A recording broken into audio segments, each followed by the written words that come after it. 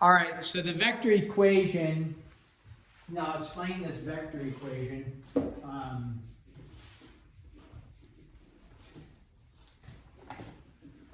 Like where it stems from, we could look at an example here. But a vector equation is going to look like this. It's going to have an initial position at t equals 0, so that's its starting point. And then this is what we call its constant velocity. Okay. Now, when we say constant velocity, what essentially that is, you can think of this as its slope, m is equal to b over a, and it's got a constant velocity. So it's constant velocity. Now, so when we talk about slope, it's just rise over run. And if it's on a constant velocity, it'd be like rising 1, running 2, rising 1, running 2. That would be its velocity, how fast it's going, in representation of some amount of time. Now, from this, we actually get our parametric equations from this. So if you are given some sort of vector equation, we'll do some examples of this, but a vector equation with this setup, this is where we get our parametric equations, and we get them from doing this. We do x comma y equals, okay, x sub 0 comma y sub 0 plus scalar multiplication at comma bt. Right? You remember scalar multiplication, you can just distribute the t in basically to a something without addition or subtraction. It just distributes in, so that's called scalar multiplication. Then when you have vectors, you can add the x's and add the y's, and you make a new, if you will, a vector, a component form vector, so x sub 0 plus a t comma y sub 0 plus bt. So then all I did was take the x's and add them, take the y's and add them. Now remember, we're not, well, in a sense, like the initial coordinate, or the initial xy here is, if you will, like a coordinate, but these are representing the component form of vectors, not necessarily really coordinate points. We talked about that in 12.2, component form. So then here, remember, well, let me do this. I'm sorry, we're ready to go to the next phase.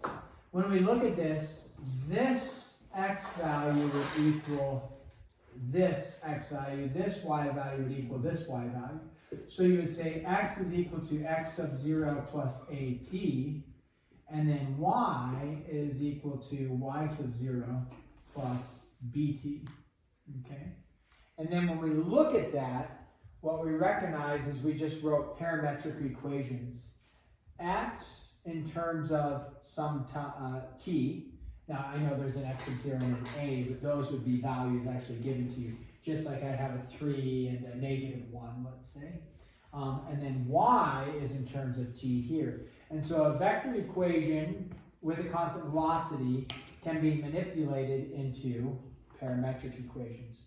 Parametric equations, remember, will have x equals something in terms of t, and then a separate one, y equals something in terms of t.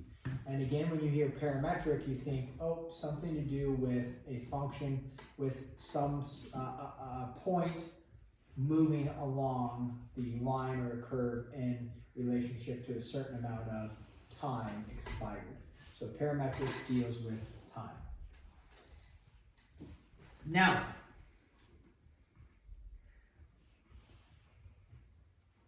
so let's look at this example. If you have A is 3, 4, and then B is 5, 5. Okay, so we have these 2 points. They want to find a direction vector, find a vector equation of the line through those. So we're going to look for a vector equation. Okay, so a vector equation is not only the component form, but it would be giving us this idea of some sort of starting point and then some sort of movement. Because now a vector has a direction and a magnitude with it. A vector equation we would need to have a direction, and then the magnitude would also be found based off of depending how much time has expired, on something like this. So if you're like, okay, I have a vector is going to be going in that direction, but its magnitude is based off of, it's dependent on, well, if we think about it in terms of a vector and movement, how much time has expired? Has 1 hour expired, has 2 hours expired? And so we can look at that in terms of direction and also its magnitude, but the magnitude would be in relationship when we're looking at an equation like this and how much time has expired. So when we think about the component form of the vector AB, we did this yesterday. How do I find component form?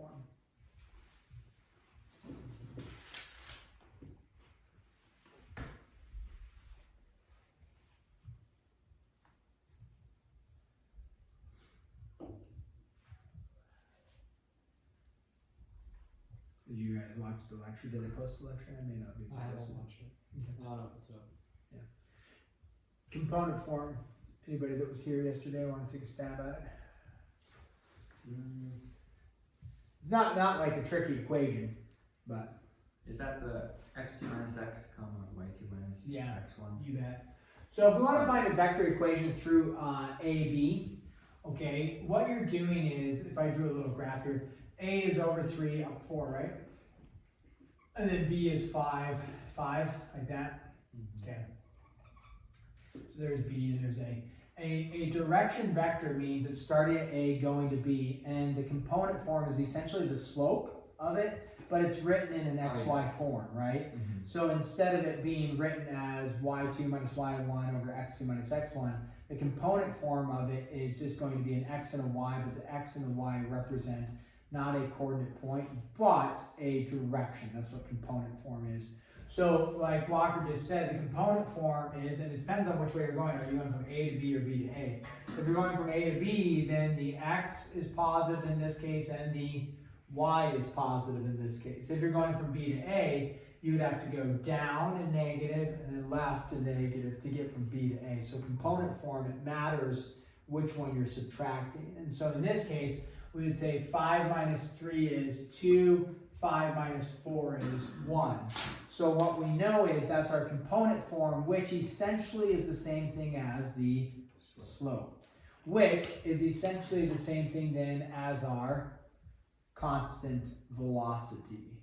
And so that's where we would get our constant velocity from in this case. And so what we would look at is if we wanted a vector equation, okay, for this vector, what we need is we want a starting point, which we already have. What's our starting point for this little picture drawn? 3, 4. So for this vector equation, we would say 3, 4 plus t, and then your component form. And the component form is just telling you, right, how far you're moving each some amount of time t, which would be in this case 2, 1, right?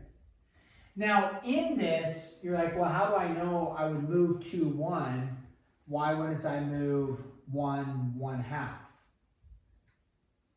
Wouldn't it, right? Because how do I know I'm not just going over 1 up a half, over 1, over 1 up a half, which would be the same, right? Yeah. I just reduced it by 2 if I'm doing my math correct, right? Mm-hmm. Well, you don't know, it's arbitrary there, but it would have to be the same ratio. You couldn't say, 7/19. It's like, no, it's actually, you would have to follow the slope of the line there. So you can't do some arbitrary random number. It's got to be the component form. You're like, well, you could technically change this to, whatever. You could reduce the slope of that. Could you change the starting point? No. Mm-hmm. Now, typically you don't mess with changing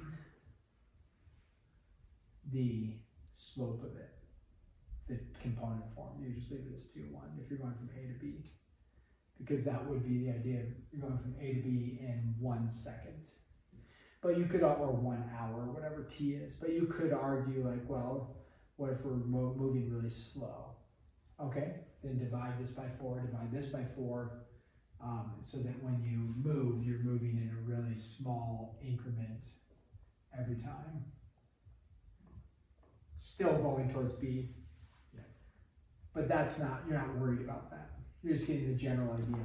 From there, if I want to turn this into parametric, and you get savvy with it, parametric is just going to be x in terms of t, y in terms of t. That's, so to get parametric, you stem from a vector equation. And parametric is just taking your x's and adding them together and your y's and adding them together. So, what would this be? 3 plus 2t. Now sometimes you might see that x is equal to 2t plus 3, same thing, right? And you might do that because it looks like a linear format, y equals mx plus b, but it doesn't really matter. And then y would be equal to 4 plus t, or y is equal to t plus 4, either one. Again, where did we get that from? Distribute the t in, but we don't know, what do we call it? Not distribution, but what? What kind of multiplication? Scalar, good. And then 3 plus 2t, and then comma 4 plus t. There you go. Scalar multiplication, and then we know x is this, y is this. Okay, that's a general idea. Now, let's look at a couple examples here. So let's say find vector and parametric equations. This component form, they actually call this direction vector as well, direction vector. Same thing, the direction that it's going. That would make sense, right? So component form, direction vector, same thing. So they'll say find, let's do one here. They'll say find vector and parametric, para, for the specified line. Let's just call this number 1.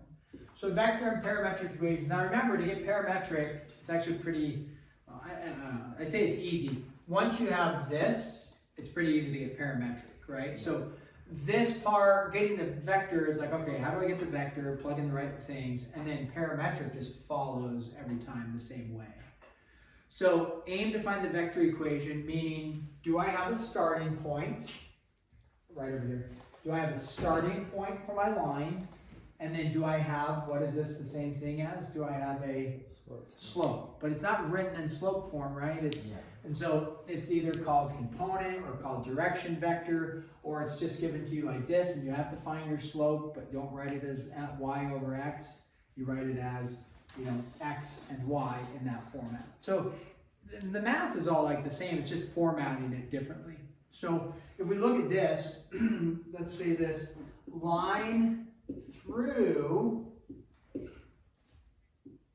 let's go 2, 7, direction vector 3, -2. So that's what you're given. And you are going to write a vector equation off of this. And so we say, okay, what is the vector equation that I'm referring to? We're referring to this one, vector equation with a constant velocity. And then you take the information. Now, they didn't give us 2 points to connect. They gave you 1 point, and then they give you the direction vector. So they already gave you the component form, they already gave you the slope, they already gave you the velocity, yeah. What is the velocity of this? 3 -2. 3 -2, right? So velocity isn't like 42 miles an hour, it's just a slope ratio. Yeah. A rise over a run. So, but it's not written as rise over run, it's written as x, y. So when we do this, we say, well, the line is through 2, 7. So if we were to, you don't have to draw a picture, but you could. If you were to draw a picture, you say, okay, line is through 2, 2, 3, 4, 5, 6, 7. Here's my line through 2, 7. And then the direction vector is 3, -2. So it runs 3 down 2, right? And then, so it's going to be going out this direction, right? Now you say, well, it just says it's through this. How do I know where it actually starts? You don't. Yeah. So where do we assume our starting point can be? 2, 7. 2, 7. I mean, if you really want to get, technical or tricky and be like, haha, I'm going to move it over 3, I'm going to move it, I'm sorry, a -3, a +2 up here, and say it starts there and make my answer different from the book. And say, well, it just said it's through this. It doesn't say it starts there. Be my guest. It'll make my grading harder and your work harder. But you won't be wrong because it just says it's through this. It doesn't say it starts here. What are they assuming that the starting point is? 2, 7. 2, 7.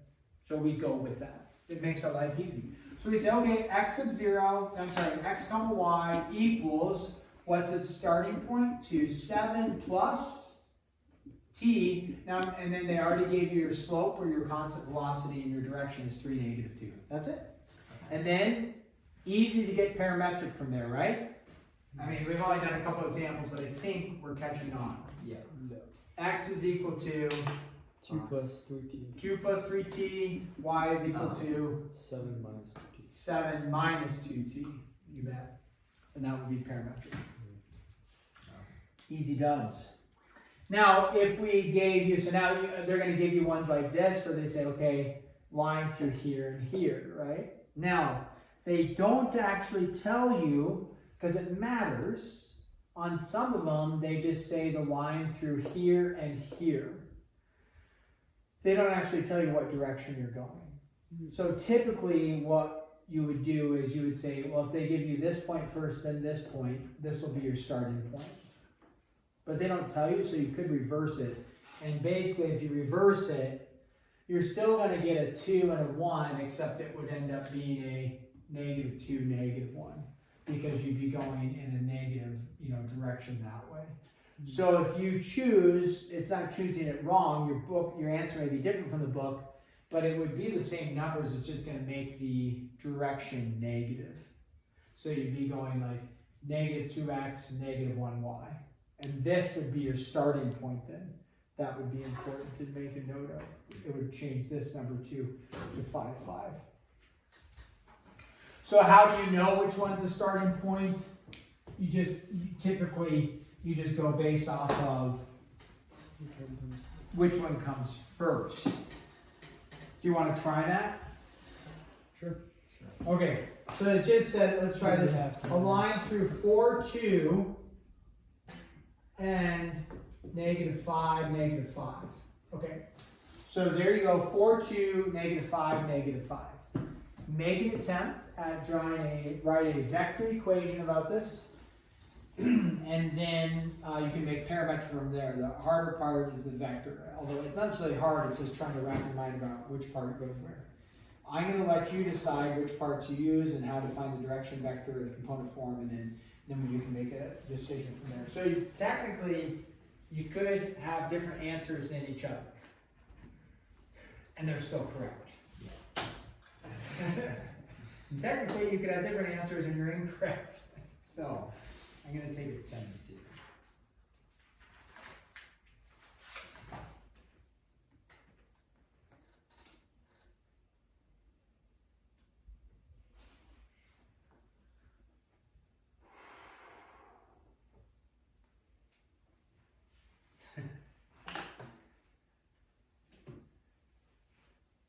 Blue energy.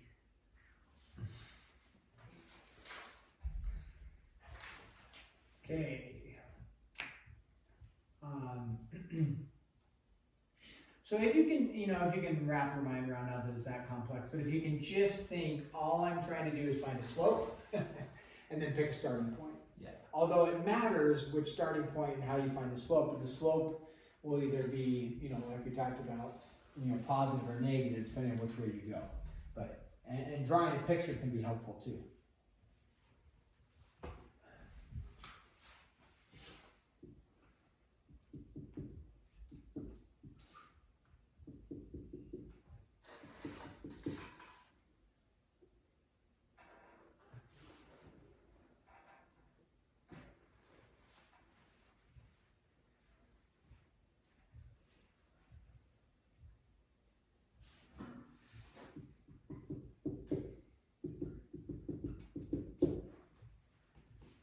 Okay. Preston, what did you choose for your starting point? I chose 4, 2. Okay, so if we choose 4, 2 as our starting point, because that's the first one they gave us, that means we know our x is going to be negative, and our y is also going to be negative. So when we have our xy equals, he chose 4, 2 as the starting point, plus t times, we should have a negative and a negative for that. And all you're doing is finding your change in x and your change in y. And so what did you end up with for change in x and change in y? 9, 7. Negative 9 for the x. Yep. Yeah. Okay, and then negative 9 for the 7. There you go. If you wanted it to start at negative 5, 5, or yeah, negative 5, then this would be going over positive 9 up positive 7. And so then this would just be 9, 7 like that. And so there's, like on that one, it's not even trying to be tricky, it's just there it is. Yeah. Now again, you could get a little tricky with it and say, hey, this is going to be 9 halves and 7 halves. I'm going to reduce the slope by 2, so it's actually just, you know, it goes here, goes here, goes here, goes here. Yeah. So you can reduce it by 2 if you wanted to. Make life harder. Yeah, you could make life. But why would you? You know, you wouldn't unless they were giving you something that related to a problem. Okay? Yeah. So that gives you enough to get started. There's a couple other like tricky ones, like a vertical one, a vertical line. And you're like, a vertical line? Well, what's the slope of a vertical line? Undefined. Yeah. So if the slope of a vertical line is undefined, right? It's undefined because you're dividing by 0. So when you do the direction vector, what's your what's your x value going to be? 0, and then your y value it's unknown. You're like, I don't know, 2. Oh. They don't tell you, so you make one up. Or the y value is negative 7 or whatever. So there's a couple ones like that that are like, wait, I just picked? And it's like, yeah, you just pick a random number. But the 0 for a vertical line is you can't do anything else. What about a horizontal line? I know you guys are trying to get out of here. 0, comma, whatever you want. So your answer may be different than the book. Yeah. Mr. Also, you just blocked poor Fluffy from watching any of that. With the one with the 4, 2 as the starting point, would you go plus t even though they're both negative, or would you go 4, 4 2 minus 9t, 2 minus 7t. No, but for the vector form, could you go 4, comma 4 or parentheses 4, comma 2 minus t and then make those positive? Like distribute the negative counts? I guess you could. You could scalar multiply it out. Okay. I guess you could. I don't think you typically would see it that way, but it won't matter. Like when you go to do the parametric, it'd be the same. Okay. But your answers, I don't know if I've ever seen, at least not in this book, with the answers being positive. Okay, so generally you just add t. Generally, you're going to add it, but it would end up being the same for the parametric. So Doesn't really matter. it doesn't really matter. Alright, thank you. Yeah.